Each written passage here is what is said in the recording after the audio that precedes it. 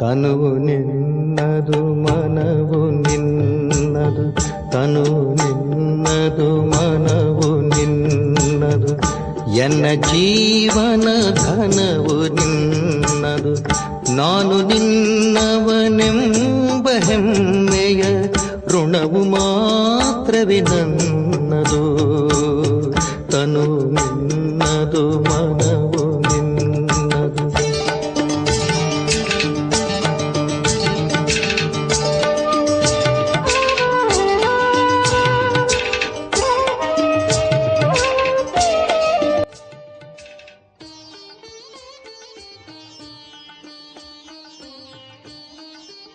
ಓಂ ಶಾಂತಿ. ಮುರಳಿಯ ದಿನಾಂಕ 20-2-2026. ಬಾಪ್ದಾದ ಮಧುಬನ. ಮಧುರ ಮಕ್ಕಳೇ, ನಿಮಗೆ ಸಂಪಾದನೆಯ ಬಹಳ ಆಸಕ್ತಿ ಇರಬೇಕು. ಈ ವಿದ್ಯೆಯಲ್ಲಿಯೇ ಸಂಪಾದನೆ ಇದೆ. ಪ್ರಶ್ನೆ: ಜ್ಞಾನವಿಲ್ಲದಿದ್ದರೆ ಯಾವ ಖುಷಿಯ ಮಾತೂ ಸಹ ವಿಘ್ನರೂಪವಾಗಿ ಬಿಡುತ್ತದೆ? ಉತ್ತರ: ಸಾಕ್ಷಾತ್ಕಾರವಾಗುವುದಂತೂ ಖುಷಿಯ ಮಾತಾಗಿದೆ. ಆದರೆ ಒಂದು ವೇಳೆ ಯಥಾರ್ಥ ರೂಪದಿಂದ ಜ್ಞಾನವಿಲ್ಲದಿದ್ದರೆ ಅದರಲ್ಲಿ ಇನ್ನೂ ತಬ್ಬಿಬ್ಬಾಗುತ್ತಾರೆ. ತಿಳಿದುಕೊಳ್ಳಿ, ಯಾರಿಗಾದರೂ ತಂದೆಯ ಸಾಕ್ಷಾತ್ಕಾರವಾಯಿತು, ಬಿಂದುವನ್ನು ನೋಡಿದರೆ ಏನು ತಿಳಿದುಕೊಳ್ಳುವರು? ಇನ್ನೂ ತಬ್ಬಿಬ್ಬಾಗುತ್ತಾರೆ. ಆದ್ದರಿಂದ ಜ್ಞಾನವಿಲ್ಲದ ಸಾಕ್ಷಾತ್ಕಾರದಿಂದ ಯಾವುದೇ ಲಾಭವಿಲ್ಲ. ಇದರಲ್ಲಿ ಇನ್ನೂ ಮಾಯೆಯ ವಿಘ್ನಗಳು ಬರತೊಡಗುತ್ತವೆ. ಕೆಲವರಿಗೆ ಸಾಕ್ಷಾತ್ಕಾರದ ಉಲ್ಟಾ ನಶೆಯೂ ಏರಿಬಿಡುತ್ತದೆ. ಗೀತೆ: ಅದೃಷ್ಟವನ್ನು ಬೆಳಗಿಸಿಕೊಂಡು ಬಂದಿದ್ದೇನೆ. ಶಿವ ಭಗವಾನುವಾಚ್. ಮಧುರಾತಿ ಮಧುರ ಆತ್ಮಿಕ ಮಕ್ಕಳು, ಗೀತೆಯನ್ನು ಕೇಳಿದಿರಿ. ಹೊಸಬರೂ ಕೇಳಿದಿರಿ, ಹಳಬರೂ ಕೇಳಿದಿರಿ, ಕುಮಾರರೂ ಕೇಳಿದಿರಿ. ಇದು ಪಾಠಶಾಲೆಯಾಗಿದೆ. ಪಾಠಶಾಲೆಯಲ್ಲಿ ಒಂದಲ್ಲ ಒಂದು ಅದೃಷ್ಟವನ್ನು ರೂಪಿಸಲಾಗುತ್ತದೆ. ಅಲ್ಲಂತೂ ಅನೇಕ ಪ್ರಕಾರದ ಅದೃಷ್ಟಗಳಿರುತ್ತವೆ. ಕೆಲವರು ಸರ್ಜನ್ ಆಗುವ, ಕೆಲವರು ವಕೀಲರಾಗುವ ಅದೃಷ್ಟವನ್ನು ರೂಪಿಸಿಕೊಳ್ಳುತ್ತಾರೆ. ಅದೃಷ್ಟಕ್ಕೆ ಗುರಿ ಧ್ಯೇಯವೆಂದು ಹೇಳಲಾಗುತ್ತದೆ. ಅದೃಷ್ಟ ಮಾಡಿಕೊಳ್ಳದೆ ಏನು ಓದುವರು? ಈಗ ಇಲ್ಲಿ ಮಕ್ಕಳು ತಿಳಿದುಕೊಂಡಿದ್ದೀರಿ, ನಾವೂ ಸಹ ಅದೃಷ್ಟವನ್ನು ರೂಪಿಸಿಕೊಂಡು ಬಂದಿದ್ದೇವೆ. ಹೊಸ ಪ್ರಪಂಚಕ್ಕಾಗಿ ತಮ್ಮ ರಾಜ್ಯಭಾಗ್ಯವನ್ನು ತೆಗೆದುಕೊಳ್ಳಲು ಬಂದಿದ್ದೇವೆ.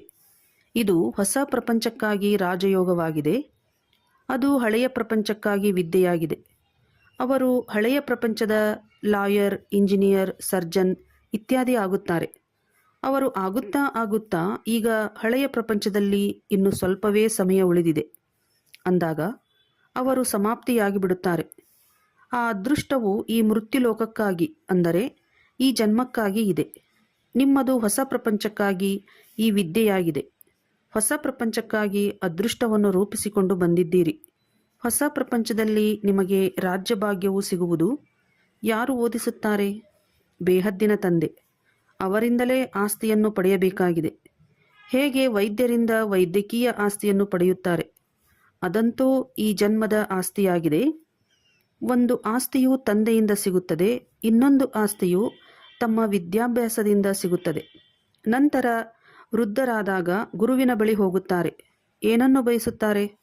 ನಮಗೆ ಶಾಂತಿಧಾಮಕ್ಕೆ ಹೋಗುವ ಶಿಕ್ಷಣ ಕೊಡಿ, ನಮಗೆ ಸದ್ಗತಿ ಕೊಡಿ, ಇಲ್ಲಿಂದ ಶಾಂತಿಧಾಮಕ್ಕೆ ಕರೆದುಕೊಂಡು ಹೋಗಿ ಎಂದು ಹೇಳುತ್ತಾರೆ. ಈಗ ತಂದೆಯಿಂದ ಆಸ್ತಿಯು ಸಿಗುತ್ತದೆ. ಶಿಕ್ಷಕರಿಂದಲೂ ಈ ಜನ್ಮಕ್ಕಾಗಿ ಆಸ್ತಿಯು ಸಿಗುತ್ತದೆ. ಆದರೆ ಗುರುಗಳಿಂದ ಏನೂ ಸಿಗುವುದಿಲ್ಲ. ಶಿಕ್ಷಕರಿಂದ ಓದಿ ಯಾವುದಾದರೊಂದು ಆಸ್ತಿಯನ್ನು ಪಡೆಯುತ್ತಾರೆ. ಶಿಕ್ಷಕರಾಗಬಹುದು ಅಥವಾ ಹೊಲಿಗೆ ಶಿಕ್ಷಕರಾಗಬಹುದು. ಏಕೆಂದರೆ ಜೀವನೋಪಾಯ ಬೇಕಲ್ಲವೇ? ತಂದೆಯ ಆಸ್ತಿ ಇದ್ದರೂ ಸಹ ನಾವು ನಮ್ಮ ಸಂಪಾದನೆ ಮಾಡಬೇಕೆಂದು ಓದುತ್ತಾರೆ. ಗುರುಗಳಿಂದ ಏನೂ ಸಂಪಾದನೆ ಆಗುವುದಿಲ್ಲ.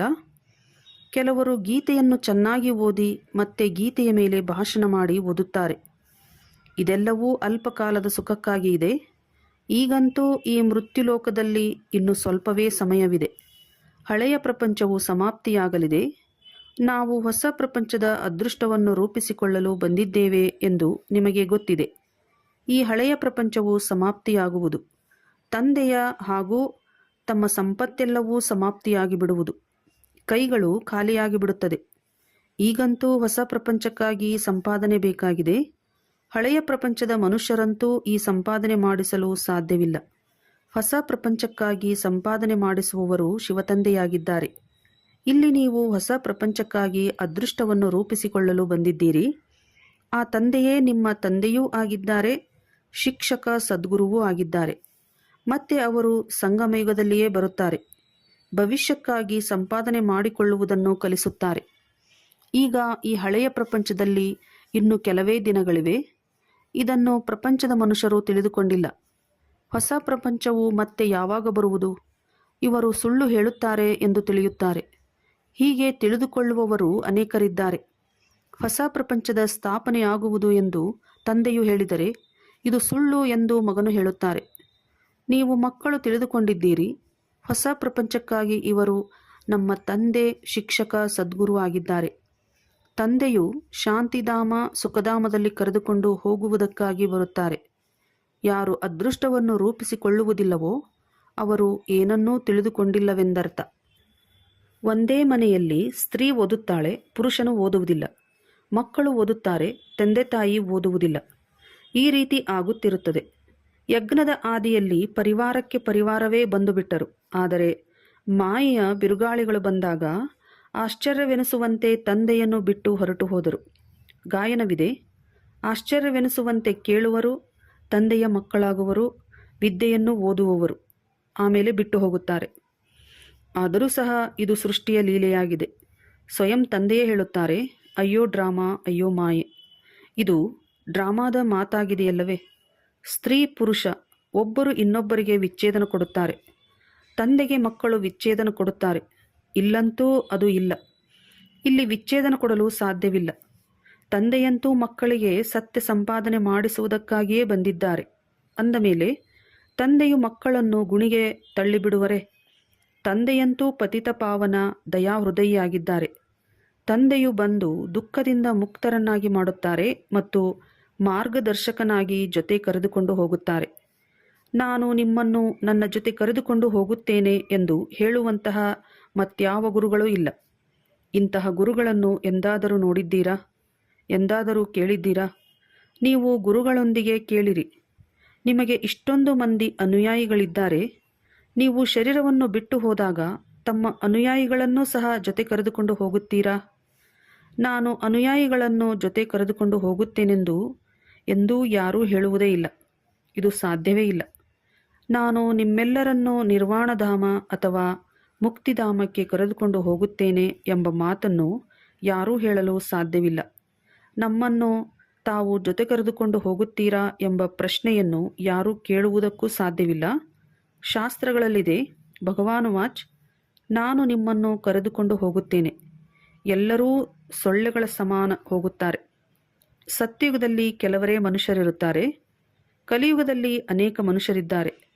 ಶರೀರವನ್ನು ಬಿಟ್ಟು ಆ ಆತ್ಮಗಳು ಎಲ್ಲ ಲೆಕ್ಕಾಚಾರಗಳನ್ನು ಮುಗಿಸಿಕೊಂಡು ಹೊರಟು ಹೋಗುವರು. ಇಷ್ಟೊಂದು ಜನಸಂಖ್ಯೆ ಇರಲು ಸಾಧ್ಯವಿಲ್ಲ. ಅಂದ ಮೇಲೆ ಇವರೆಲ್ಲರೂ ಖಂಡಿತ ಹೋಗಬೇಕಾಗಿದೆ. ನೀವು ಮಕ್ಕಳು ಚೆನ್ನಾಗಿ ತಿಳಿದುಕೊಂಡಿದ್ದೀರಿ. ನಾವೀಗ ಮನೆಗೆ ಹೋಗಬೇಕಾಗಿದೆ. ಈ ಶರೀರವನ್ನು ಬಿಡಬೇಕಾಗಿದೆ. ತಾನು ಸತ್ತರೆ ತನ್ನ ಪಾಲಿಗೆ ಜಗತ್ತೇ ಸತ್ತಂತೆ. ಕೇವಲ ತಮ್ಮನ್ನು ಆತ್ಮ ಎಂದು ತಿಳಿದು ಶಿವತಂದೆಯನ್ನು ನೆನಪು ಮಾಡಬೇಕಾಗಿದೆ. ಈ ಹಳೆಯ ಶರೀರವನ್ನಂತೂ ಬಿಡಲೇಬೇಕಾಗಿದೆ. ಈ ಪ್ರಪಂಚವು ಹಳೆಯದಾಗಿದೆ. ಹೇಗೆ ಹಳೆಯ ಮನೆಯಲ್ಲಿ ಕುಳಿತುಕೊಂಡು ಹೊಸ ಮನೆಯು ಸಮ್ಮುಖದಲ್ಲಿ ತಯಾರಾಗುತ್ತಿದ್ದರೆ ಇದು ನಮಗಾಗಿ ತಯಾರಾಗುತ್ತಿದೆ ಎಂದು ತಿಳಿದುಕೊಳ್ಳುತ್ತಾರೆ. ಇದರಲ್ಲಿ ಇದನ್ನು ಮಾಡಿಸಿ, ಇದನ್ನು ಮಾಡಿ ಎಂದು ಬುದ್ಧಿಯು ಹೊಸ ಮನೆಯ ಕಡೆ ಹೋಗುತ್ತದೆ. ಮಮತೆಯೆಲ್ಲವೂ ಈ ಹಳೆಯ ಪ್ರಪಂಚದಿಂದ ಕಳೆದು ಹೊಸ ಪ್ರಪಂಚದೊಂದಿಗೆ ಜೋಡಣೆಯಾಗುತ್ತದೆ. ಅದಂತೂ ಹದ್ದಿನ ಮಾತಾಯಿತು. ಇದು ಬೇಹದ್ದಿನ ಪ್ರಪಂಚದ ಮಾತಾಗಿದೆ. ಹಳೆಯ ಪ್ರಪಂಚದಿಂದ ಮಮತ್ವವನ್ನು ಕಳೆಯಬೇಕಾಗಿದೆ ಮತ್ತು ಹೊಸ ಪ್ರಪಂಚದೊಂದಿಗೆ ಜೋಡಿಸಬೇಕಾಗಿದೆ. ಈ ಹಳೆಯ ಪ್ರಪಂಚವಂತೂ ಸಮಾಪ್ತಿಯಾಗಲಿದೆ ಎಂದು ಗೊತ್ತಿದೆ. ಹೊಸ ಪ್ರಪಂಚವು ಸ್ವರ್ಗವಾಗಿದೆ. ಅದರಲ್ಲಿ ನಾವು ರಾಜ್ಯ ಪದವಿಯನ್ನು ಪಡೆಯುತ್ತೇವೆ. ಎಷ್ಟು ಯೋಗದಲ್ಲಿರುತ್ತೀರೋ, ಜ್ಞಾನದ ಧಾರಣೆ ಮಾಡುತ್ತೀರೋ, ಅನ್ಯರಿಗೆ ತಿಳಿಸುತ್ತೀರೋ ಅಷ್ಟು ಖುಷಿಯ ನಶೆಯೇರುವುದು. ಬಹಳ ದೊಡ್ಡ ಪರೀಕ್ಷೆಯಾಗಿದೆ. ನಾವು ಸ್ವರ್ಗದ 21 ಜನ್ಮಗಳಿಗಾಗಿ ಆಸ್ತಿಯನ್ನು ಪಡೆಯುತ್ತಿದ್ದೇವೆ. ಸಾಹುಕಾರರಾಗುವುದು ಒಳ್ಳೆಯದು. ದೀರ್ಘಾಯಸ್ಸು ಸಿಕ್ಕಿದರೆ ಒಳ್ಳೆಯದೇ ಅಲ್ಲವೇ? ಸೃಷ್ಟಿಚಕ್ರವನ್ನು ನೆನಪು ಮಾಡುತ್ತೀರಿ. ಯಾರು ಎಷ್ಟು ಬೇರೆಯವರನ್ನು ತಮ್ಮ ಸಮಾನರನ್ನಾಗಿ ಮಾಡುವರೋ ಅಷ್ಟು ಲಾಭವಿದೆ. ರಾಜರಾಗಬೇಕೆಂದರೆ ಪ್ರಜೆಗಳನ್ನು ತಯಾರು ಮಾಡಬೇಕಾಗಿದೆ. ಪ್ರದರ್ಶನಿಯಲ್ಲಿ ಎಷ್ಟೊಂದು ಮಂದಿ ಬರುತ್ತಾರೆ. ಅವರೆಲ್ಲರೂ ಪ್ರಜೆಗಳಾಗುತ್ತಾ ಹೋಗುವರು. ಏಕೆಂದರೆ ಈ ಅವಿನಾಶಿ ಜ್ಞಾನದ ವಿನಾಶವಂತೂ ಆಗುವುದಿಲ್ಲ.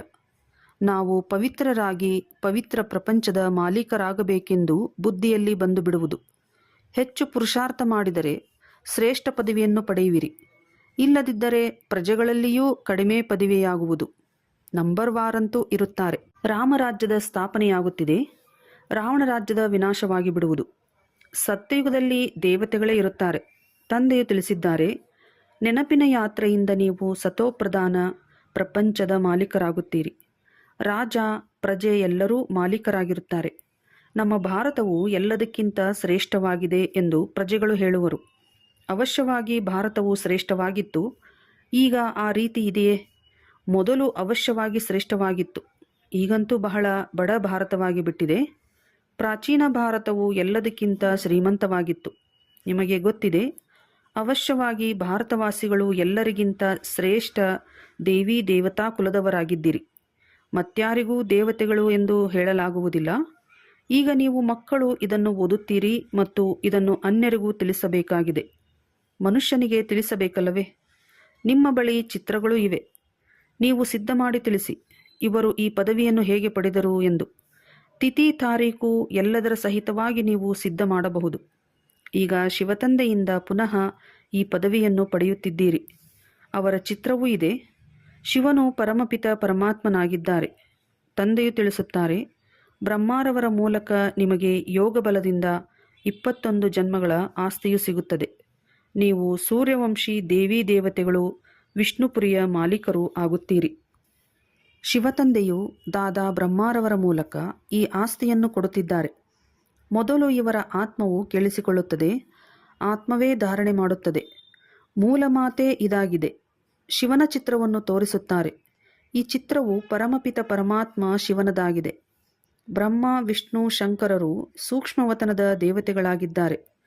ಪ್ರಜಾಪಿತ ಬ್ರಹ್ಮನು ಅವಶ್ಯವಾಗಿ ಇಲ್ಲಿಯೇ ಬೇಕಲ್ಲವೇ? ಪ್ರಜಾಪಿತ ಬ್ರಹ್ಮನ ಮಕ್ಕಳು ಬ್ರಹ್ಮಕುಮಾರ ಕುಮಾರಿಯರು ಅನೇಕರಿದ್ದಾರೆ. ಎಲ್ಲಿಯವರೆಗೆ ಬ್ರಹ್ಮನ ಮಕ್ಕಳಾಗುವುದಿಲ್ಲವೋ ಅಲ್ಲಿಯವರೆಗೆ ಬ್ರಾಹ್ಮಣರಾಗುವುದಿಲ್ಲ.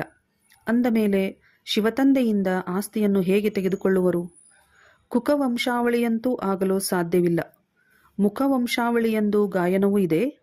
ನಾವು ಪ್ರಜಾಪಿತ ಬ್ರಹ್ಮನ ಮುಖವಂಶಾವಳಿ ಆಗಿದ್ದೇವೆಂದು ನೀವು ಹೇಳುತ್ತೀರಿ. ಆ ಗುರುಗಳಿಗೆ ಅನುಯಾಯಿಗಳಿರುತ್ತಾರೆ.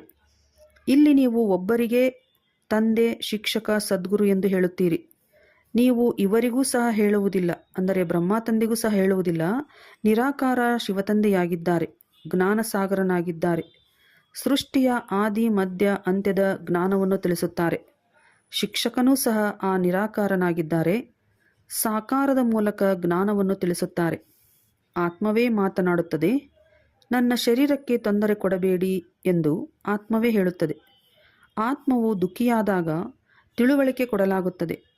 ಆಗ ವಿನಾಶವು ಸಮ್ಮುಖದಲ್ಲಿ ನಿಂತಿರುತ್ತದೆ. ಪಾರಲೌಕಿಕ ತಂದೆಯು ಅಂತ್ಯದಲ್ಲಿ ಎಲ್ಲರನ್ನೂ ಹಿಂತಿರುಗಿ ಮನೆಗೆ ಕರೆದುಕೊಂಡು ಹೋಗಲು ಬರುತ್ತಾರೆ. ಬಾಕಿ ಏನೆಲ್ಲವೂ ಇದೆಯೋ ಅದೆಲ್ಲವೂ ವಿನಾಶವಾಗಲಿದೆ. ಇದಕ್ಕೆ ಮೃತ್ಯುಲೋಕ ಎಂದು ಹೇಳಲಾಗುತ್ತದೆ. ಸ್ವರ್ಗವಂತೂ ಈ ಪೃಥ್ವಿಯ ಮೇಲೆಯೇ ಇರುತ್ತದೆ. ದಿಲ್ವಾಡ ಮಂದಿರವೂ ಮಾಡಲ್ಪಟ್ಟಿದೆ. ಅದರಲ್ಲಿ ಕೆಳಗೆ ತಪಸ್ಸು ಮಾಡುತ್ತಿದ್ದಾರೆ. ಮೇಲೆ ಸ್ವರ್ಗವಿದೆ. ಇಲ್ಲವೆಂದರೆ ಇನ್ನೆಲ್ಲಿ ತೋರಿಸುವುದು? ಮೇಲೆ ದೇವತೆಗಳ ಚಿತ್ರವನ್ನು ತೋರಿಸುತ್ತಾರೆ. ಅಂದರೆ ಸ್ವರ್ಗವು ಮೇಲೇರುತ್ತದೆ ಎಂದಲ್ಲ. ಅವರು ಇಲ್ಲಿಯೇ ಇರುವರಲ್ಲವೇ? ತಿಳಿಸುವ ಬಹಳ ಯುಕ್ತಿ ಬೇಕು. ಮಂದಿರಗಳಲ್ಲಿ ಹೋಗಿ ತಿಳಿಸಿ, ಇದು ಶಿವತಂದೆಯ ನೆನಪಾರ್ಥವಾಗಿದೆ. ಆ ಶಿವತಂದೆಯೇ ನಮಗೆ ಓದಿಸುತ್ತಿದ್ದಾರೆ. ಶಿವನು ವಾಸ್ತವದಲ್ಲಿ ಬಿಂದುವಾಗಿದ್ದಾರೆ. ಆದರೆ ಬಿಂದುವಿಗೆ ಪೂಜೆ ಮಾಡುವುದು ಹೇಗೆ? ಹೂಹಣ್ಣುಗಳನ್ನು ಅರ್ಪಿಸುವುದು ಹೇಗೆ? ಆದ್ದರಿಂದ ದೊಡ್ಡ ರೂಪವನ್ನಾಗಿ ಅಥವಾ ಲಿಂಗವನ್ನಾಗಿ ಮಾಡಿ ಇಟ್ಟಿದ್ದಾರೆ. ಆದರೆ ಶಿವನು ಇಷ್ಟು ದೊಡ್ಡ ಗಾತ್ರದಲ್ಲಿ ಇಲ್ಲ. ಭ್ರುಕುಟಿಯ ಮಧ್ಯದಲ್ಲಿ ಹೊಳೆಯುತ್ತಿರುವ ನಕ್ಷತ್ರ ಎಂದು ಗಾಯನವಿದೆ. ಅವರು ಇರುವುದೇ ಅತಿ ಸೂಕ್ಷ್ಮ ಬಿಂದುವಾಗಿದ್ದಾರೆ. ಆತ್ಮವು ದೊಡ್ಡ ವಸ್ತುವಾಗಿದ್ದರೆ ವಿಜ್ಞಾನಿ ಮೊದಲಾದವರು ಕೂಡಲೇ ಅದನ್ನು ಹಿಡಿದುಕೊಂಡು ಬಿಡುತ್ತಿದ್ದರು. ತಂದೆಯು ಅಷ್ಟು ಕೋಟಿ ಸೂರ್ಯ ತೇಜೋಮಯನೂ ಆಗಿಲ್ಲ. ಕೆಲವರು ಭಕ್ತರು ಸಹ ಇಲ್ಲಿಗೆ ಬರುತ್ತಾರೆ. ನಮಗೆ ಕೇವಲ ಈ ಚಹರೆಯಷ್ಟೇ ಕಾಣುತ್ತದೆ. ಆಗ ತಂದೆಯು ತಿಳಿಸುತ್ತಾರೆ, ಇವರಿಗೆ ಪರಮಪಿತ ಪರಮಾತ್ಮನು ಪೂರ್ಣ ಪರಿಚಯ ಸಿಕ್ಕಿಲ್ಲ. ಇನ್ನೂ ಇವರ ಅದೃಷ್ಟವೇ ತೆರೆದಿಲ್ಲ. ಎಲ್ಲಿಯವರೆಗೆ ತಂದೆಯನ್ನು ಅರಿತುಕೊಳ್ಳುವುದಿಲ್ಲವೋ ಅಲ್ಲಿಯವರೆಗೆ ನಾವಾತ್ಮರು ಬಿಂದು ಸಮಾನರಾಗಿದ್ದೇವೆ. ಶಿವತಂದೆಯು ಬಿಂದುವಾಗಿದ್ದಾರೆ, ಅವರನ್ನು ನೆನಪು ಮಾಡಬೇಕೆಂಬುದು ಅರ್ಥವಾಗುವುದಿಲ್ಲ. ಇದನ್ನು ಅರ್ಥ ಮಾಡಿಕೊಂಡು ಯಾವಾಗ ನೆನಪು ಮಾಡುವರೋ ಆಗ ವಿಕರ್ಮ ವಿನಾಶವಾಗುವುದು. ಇಲ್ಲವೆಂದರೆ ಇದಷ್ಟೇ ಕಂಡುಬರುತ್ತದೆ, ಹೀಗೆ ಕಾಣುತ್ತದೆ, ಹಾಗೆ ಕಾಣುತ್ತದೆ ಎಂದು. ಅದಕ್ಕೆ ಮಾಯೆಯ ವಿಘ್ನ ಎಂದು ಹೇಳಲಾಗುತ್ತದೆ. ಈಗಂತೂ ತಂದೆಯು ಸಿಕ್ಕಿದ್ದಾರೆ ಎಂಬ ಖುಷಿಯಲ್ಲಿದ್ದೀರಿ. ತಂದೆಯು ತಿಳಿಸುತ್ತಾರೆ, ಕೃಷ್ಣನ ಸಾಕ್ಷಾತ್ಕಾರ ಮಾಡಿ ಬಹಳ ಖುಷಿಯಲ್ಲಿ ನರ್ತನ ಮಾಡುತ್ತಾರೆ, ಅದರಿಂದ ಯಾವುದೇ ಸದ್ಗತಿಯಾಗುವುದಿಲ್ಲ. ಈ ಸಾಕ್ಷಾತ್ಕಾರವಂತೂ ಬಹಳ ಸಹಜವಾಗಿ ಆಗಿಬಿಡುತ್ತದೆ. ಒಂದು ವೇಳೆ ಚೆನ್ನಾಗಿ ಓದಲಿಲ್ಲವೆಂದರೆ ಪ್ರಜೆಗಳಲ್ಲಿ ಹೊರಟು ಹೋಗುವರು. ಸಾಕ್ಷಾತ್ಕಾರದ ಲಾಭವು ಸಿಗಬೇಕಲ್ಲವೇ? ಭಕ್ತಿ ಮಾರ್ಗದಲ್ಲಿ ಬಹಳ ಪರಿಶ್ರಮ ಪಟ್ಟಾಗ ಸಾಕ್ಷಾತ್ಕಾರವಾಗುತ್ತದೆ. ಇಲ್ಲಿ ಸ್ವಲ್ಪ ಪರಿಶ್ರಮ ಪಟ್ಟರೂ ಸಾಕ್ಷಾತ್ಕಾರವಾಗುತ್ತದೆ. ಆದರೆ ಸಾಕ್ಷಾತ್ಕಾರದಿಂದ ಲಾಭವೇನೂ ಇಲ್ಲ. ಕೃಷ್ಣಪುರಿಯಲ್ಲಿ ಸಾಧಾರಣ ಪ್ರಜೆಯಾಗಿ ಜನ್ಮ ಪಡೆಯುತ್ತಾರೆ. ಈಗ ನೀವು ಮಕ್ಕಳು ತಿಳಿದುಕೊಂಡಿದ್ದೀರಿ, ಶಿವತಂದೆಯು ನಮಗೆ ಈ ಜ್ಞಾನವನ್ನು ತಿಳಿಸುತ್ತಿದ್ದಾರೆ. ಖಂಡಿತ ಪವಿತ್ರರಾಗಬೇಕೆಂಬುದು ತಂದೆಯ ಆದೇಶವಾಗಿದೆ. ಆದರೆ ಕೆಲವರು ಪವಿತ್ರರಾಗುವುದಿಲ್ಲ. ಕೆಲವೊಮ್ಮೆ ಪತಿತರೂ ಸಹ ಮುಚ್ಚಿಟ್ಟುಕೊಂಡು ಇಲ್ಲಿಗೆ ಬಂದು ಬಿಡುತ್ತಾರೆ. ಅಂಥವರು ತಮ್ಮದೇ ನಷ್ಟವನ್ನುಂಟು ಮಾಡಿಕೊಳ್ಳುತ್ತಾರೆ, ತಮಗೆ ತಾವೇ ಮೋಸ ಮಾಡಿಕೊಳ್ಳುತ್ತಾರೆ. ತಂದೆಗೆ ಮೋಸ ಮಾಡುವ ಮಾತಿಲ್ಲ. ತಂದೆಯೊಂದಿಗೆ ಮೋಸ ಮಾಡಿ ಯಾವುದಾದರೂ ಹಣ ತೆಗೆದುಕೊಳ್ಳಬೇಕೇ? ಶಿವತಂದೆಯೋ ಶ್ರೀಮತದಂತೆ ನಿಯಮಾನುಸಾರವಾಗಿ ನಡೆಯಲಿಲ್ಲವೆಂದರೆ ಅವರ ಗತಿ ಏನಾಗುವುದು? ಅಂಥವರ ಅದೃಷ್ಟದಲ್ಲಿ ಇಲ್ಲ ಎಂದು ತಿಳಿಯಲಾಗುತ್ತದೆ. ಓದದಿದ್ದರೆ ಇನ್ನೂ ಅನ್ಯರಿಗೆ ದುಃಖ ಕೊಡುತ್ತಿರುತ್ತಾರೆ ಅಂದಾಗ ಮೊದಲನೆಯದಾಗಿ ಬಹಳ ಶಿಕ್ಷೆಗಳನ್ನು ಅನುಭವಿಸಬೇಕಾಗುವುದು, ಇನ್ನೊಂದು ಪದವಿಯೂ ಭ್ರಷ್ಟವಾಗುವುದು. ಆದ್ದರಿಂದ ಯಾವುದೇ ಕಾಯಿದೆಗೆ ವಿರುದ್ಧವಾದ ಕೆಲಸವನ್ನು ಮಾಡಬಾರದು. ನಿಮ್ಮ ಚಲನೆ ಸರಿ ಇಲ್ಲವೆಂದು ತಂದೆಯಂತೂ ತಿಳಿಸುತ್ತಾರಲ್ಲವೇ? ತಂದೆಯು ಸಂಪಾದನೆ ಮಾಡುವ ಮಾರ್ಗವನ್ನಂತೂ ತಿಳಿಸುತ್ತಾರೆ. ಆದರೆ ಯಾರಾದರೂ ಮಾಡಲಿ ಮಾಡದೇ ಇರಲಿ, ಅದು ಅವರ ಅದೃಷ್ಟ. ಶಿಕ್ಷೆಗಳನ್ನು ಅನುಭವಿಸಿ ಶಾಂತಿಧಾಮಕ್ಕೆ ಹೋಗಲೇಬೇಕಾಗಿದೆ. ಪದವಿಯೂ ಭ್ರಷ್ಟವಾಗುವುದು, ಏನೂ ಸಿಗುವುದಿಲ್ಲ. ಅನೇಕರು ಬರುತ್ತಾರೆ, ಆದರೆ ಇಲ್ಲಂತೂ ತಂದೆಯಿಂದ ಆಸ್ತಿಯನ್ನು ತೆಗೆದುಕೊಳ್ಳುವ ಮಾತಾಗಿದೆ. ಬಾಬಾ, ನಾವಂತೂ ಸ್ವರ್ಗದ ಸೂರ್ಯವಂಶಿ ರಾಜ್ಯ ಪದವಿಯನ್ನು ಪಡೆಯುತ್ತೇವೆ ಎಂದು ಮಕ್ಕಳು ಹೇಳುತ್ತಾರೆ. ಇದು ರಾಜಯೋಗವಲ್ಲವೇ? ವಿದ್ಯಾರ್ಥಿಗಳು ವಿದ್ಯಾರ್ಥಿ ವೇತನವನ್ನು ಪಡೆಯುತ್ತಾರಲ್ಲವೇ? ಉತ್ತೀರ್ಣರಾಗುವವರಿಗೆ ವಿದ್ಯಾರ್ಥಿ ವೇತನ ಸಿಗುತ್ತದೆ. ಯಾರು ವಿದ್ಯಾರ್ಥಿ ವೇತನ ಪಡೆದಿದ್ದಾರೆಯೋ ಅವರದೇ ಈ ಮಾಲೆ ಮಾಡಲ್ಪಟ್ಟಿದೆ. ಯಾರು ಎಷ್ಟೆಷ್ಟು ತೇರ್ಗಡೆಯಾಗುವರೋ ಆ ರೀತಿಯಲ್ಲಿ ವಿದ್ಯಾರ್ಥಿ ವೇತನ ಸಿಗುವುದು. ಈ ಮಾಲೆಯು ಮಾಡಲ್ಪಟ್ಟಿದೆ. ವಿದ್ಯಾರ್ಥಿ ವೇತನವನ್ನು ಪಡೆಯುವವರ ವೃದ್ಧಿಯಾಗುತ್ತಾ ಆಗುತ್ತಾ ಸಾವಿರಾರು ಮಂದಿ ಆಗಿಬಿಡುತ್ತಾರೆ. ರಾಜ್ಯ ಪದವಿಯೇ ವಿದ್ಯಾರ್ಥಿ ವೇತನವಾಗಿದೆ. ಯಾರು ಚೆನ್ನಾಗಿ ವಿದ್ಯೆಯನ್ನು ಓದುವರೋ ಅವರು ಗುಪ್ತವಾಗಿರಲು ಸಾಧ್ಯವಿಲ್ಲ. ಅನೇಕ ಹೊಸ ಹೊಸ ಮಕ್ಕಳೂ ಸಹ ಹಳಬರಿಗಿಂತಲೂ ಮುಂದೆ ಹೊರಟು ಹೋಗುತ್ತಾರೆ. ಹೇಗೆ ನೋಡಿ, ಕೆಲವರು ಕನ್ಯೆಯರು ಬರುತ್ತಾರೆ, ಹೇಳುತ್ತಾರೆ, ನಮಗೆ ಈ ಜ್ಞಾನವು ಬಹಳ ಇಷ್ಟವಾಗುತ್ತದೆ, ನಾವು ಪ್ರತಿಜ್ಞೆ ಮಾಡುತ್ತೇವೆ, ಈ ಲೌಕಿಕ ವಿದ್ಯೆಯು ಮುಗಿದ ನಂತರ ಮತ್ತೆ ಈ ವಿದ್ಯೆಯಲ್ಲಿ ತೊಡಗುತ್ತೇವೆ ಎಂದು. ನಮ್ಮ ಜೀವನವನ್ನು ವಜ್ರಸಮಾನ ಮಾಡಿಕೊಳ್ಳುತ್ತೇವೆ. ನಾವು ನಮ್ಮ ಸತ್ಯ ಸಂಪಾದನೆ ಮಾಡಿ 21 ಜನ್ಮಗಳಿಗಾಗಿ ಆಸ್ತಿಯನ್ನು ಪಡೆಯುತ್ತೇವೆ.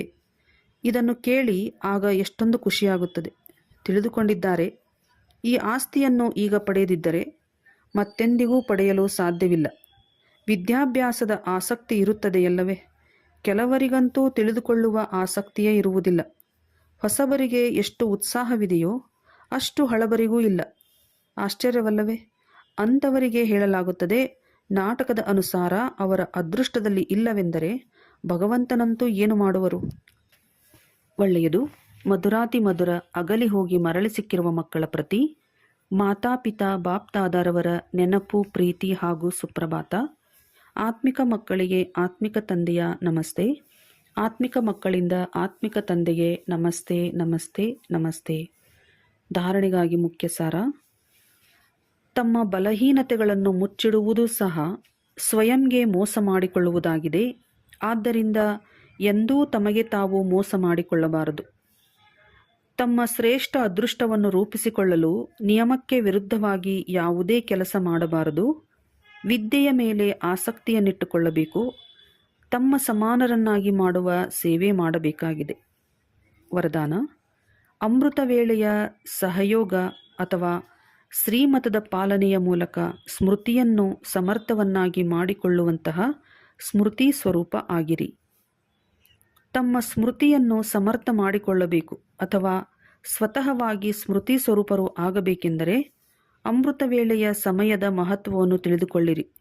ಹೇಗೆ ಶ್ರೀಮತವಿದೆಯೋ ಅದರ ಅನುಸಾರವಾಗಿಯೇ ಸಮಯವನ್ನು ಗುರುತಿಸುತ್ತಾ ಸಮಯ ಪ್ರಮಾಣ ನಡೆಯುತ್ತೀರೆಂದರೆ ಸಹಜವಾಗಿ ಸರ್ವ ಪ್ರಾಪ್ತಿ ಮಾಡಿಕೊಳ್ಳಬಹುದು ಹಾಗೂ ಪರಿಶ್ರಮದಿಂದ ಮುಕ್ತರಾಗಿ ಬಿಡುತ್ತೀರಿ.